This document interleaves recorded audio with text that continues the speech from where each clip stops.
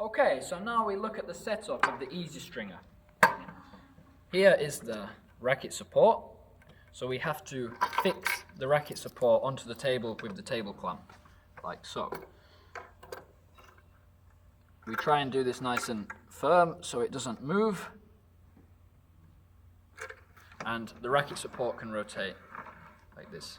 So the next important part, the control knot, has to be the opposite side to the racket grip.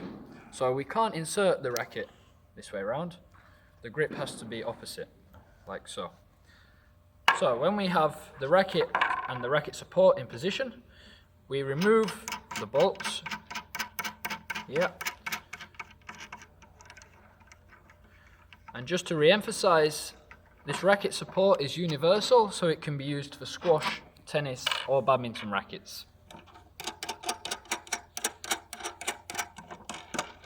So when we remove the bolts and the pads, we can insert the racket,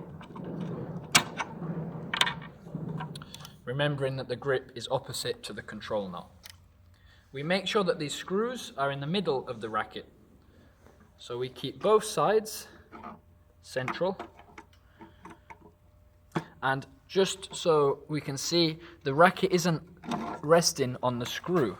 The racket is resting against these pads so we don't cause any damage to the racket frame. So when the racket is in the correct position, we can then tighten the upper pads onto the racket frame, like so.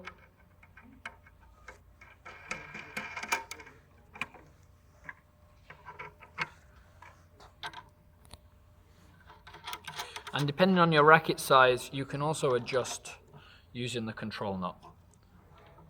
When we have the racket set up, we're ready to start stringing.